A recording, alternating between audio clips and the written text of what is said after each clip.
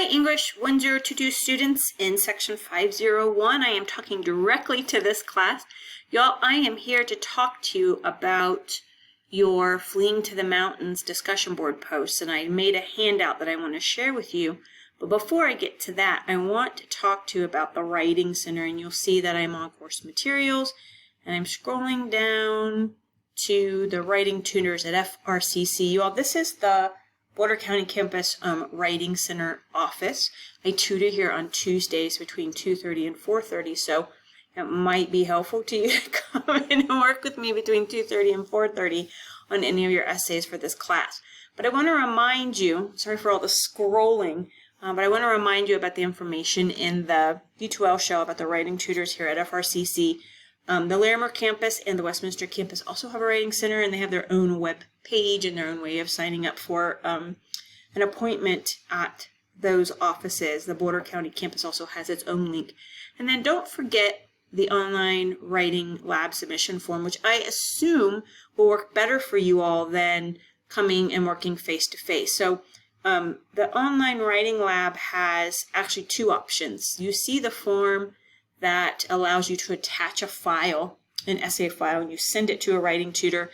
And then I think they tell you that they return feedback on your file within 48 hours, but they don't work on the weekend. So if you turn it in on a Friday, you probably won't get it back until Tuesday or Wednesday, if that makes sense. Turn it on a Monday, probably get it back by Wednesday, so kind of do that kind of calendar math that I was just doing. You fill all of this out, you tell what the assignment is, you attach the file. You also can, I'm going to go to the front range page. You can also go to academic assistance under being a student, and you can go to the online writing lab here on the web page, and they do have a way for you to do a live video conference, and all the instructions are here, and you'll have to contact Sonia Fleming to make an appointment for the online video conference through the online writing lab instead of just sitting in your file if you need something live. So it would be like coming to Boulder County campus and working with a tutor in the writing center like I'm sitting in now, but you would do that through a video conference. So keep all of those things in mind. Since I'm sitting here in the writing center, I thought I would remind you of these awesome services that are available to you as a student in an online class. All right, so let me show you what I came here to show you. So I went through your discussion board posts from Fleeing to the Mountains, and you all did such great work, such fantastic work. And you'll notice I created a table where I kind of listed out what I saw you all talking about. A lot of you, most of you identified that Christoph was using pathos and ethos and logos. Many of you talked about the audience. So you might want to look through the handout that is in the discussion board for Module 2. I've posted it there. I'll post it there as soon as this video is done, actually. But you might want to go through the audience column because everybody had a different interpretation on who Christoph was writing to. So that's super interesting.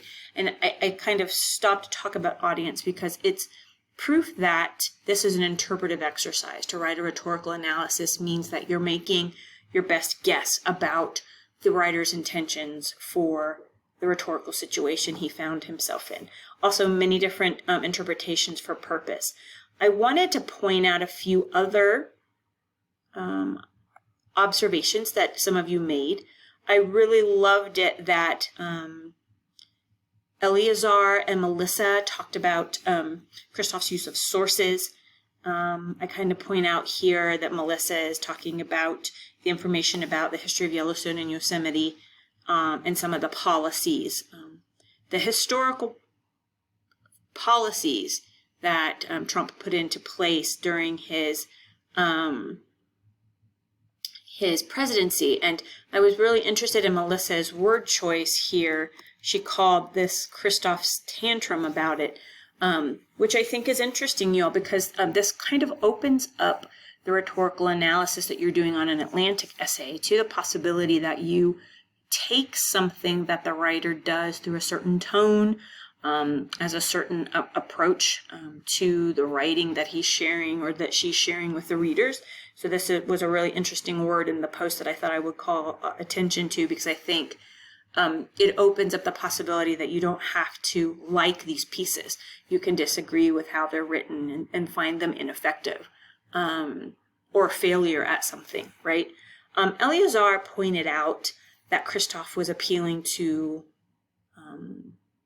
different authorities by using sources. So I thought that was a really cool rhetorical analysis move that Eleazar made. I also highlighted a few other things that Eleazar pointed out. So I added a few other columns: context, the context of the writing, and the tone of the writing. And so Ian mentioned that the context was during the tenure of the 45th president. Let me say that again, the tenure of the 45th president. Luca mentioned that, that was tone, sorry. Eleazar mentioned that there seemed to be a lot of illustration in the expectation that there's shared experience with the reader. So I thought that was a really nice rhetorical analysis move that kind of moves away from that list that you were using last week to do this analysis, which was on page 100 if you're using the 8th edition. It was a PDF, right? Peyton talked about the context being political, so did Ethan. Ethan said it was also cultural. And then both Leo and Ryan pointed out the political nature of the writing and the context. So you might also try to think of the context of the Atlantic essay and try to broaden that out to not just a magazine article and not just a cultural, comment on the topic. Maybe it's something else. Figure out what that something else is for the context. Context is something that we'll talk a little bit more about during essay 2. And then I wanted to point out Luca and Eleazar's comments on tone. Luca said that Christoph was talking about some antagonizing forces that Christoph seemed to be kind of fighting against or pushing back against. So I thought that was a really cool observation. And Eleazar pointed out that there seemed to be a sense of urgency. You all were going to talk about exigence during essay 2, and that's what exigence is. It's a sense of urgency or a passion or a sense that there's a problem that needs to be solved or a call to action, right? And several other of you mentioned the purpose of the writing was a call to action. And Eleazar also mentioned that there seemed to be this shared responsibility around this urgency, that Christoph was trying to get people to realize that even though there may be some political policies in play that are causing the land to not be treated right, the destruction of it, but that there's a shared responsibility by all to ensure that this land is, that we all have to, as this public space is all preserved and used by all of us fairly and treated well. Okay, so just a couple more points, y'all.